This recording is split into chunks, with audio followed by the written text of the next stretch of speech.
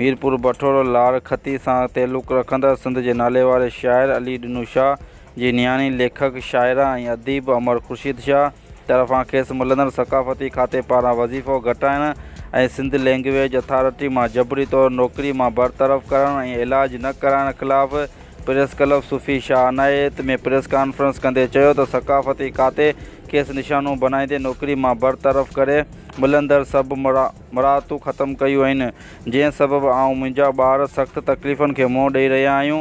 मसइले जे हल लाइ मूं हैदराबाद में 8 ॾींहंनि जी बुख हड़ताल कई हुई, जंहिं दौरान बुख हड़ताल ख़तमु करण लाइ मसइला हल करण जो वाइदो कयो वियो, पर सक़ाफ़ती खाते पारां वाइदो पूरा न कया विया।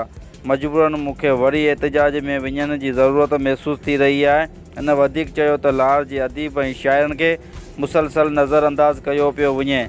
सिंध सक़ाफ़त खातो पसंदि में नापसंदि जे बुनियाद ते कमु करे रहियो आहे, जंहिं सबबि अहिड़ी ज़रूरतमंद ऐं कलमकार सरकारी मराहतनि खां महरूम थींदो पियो वञे। हिन चयो त सक़ाफ़ती खातो फ़क़ति मख़सूसी टोले जी ख़ासि ख़िदमत करण में मसरूफ़ आहे। आख़िर में हिन वज़ीर आला सिंध खां मुतालबो कंदे चयो त मुंहिंजी कॉन्ट्रैक्ट बहाल करे मूंखे वज़ीफ़ो ॾेई मुंहिंजे इलाज करायो वञे। रिपोर्ट अशरफ चांजो, शाहीन न्यूज़, मीरपुर बठोरो।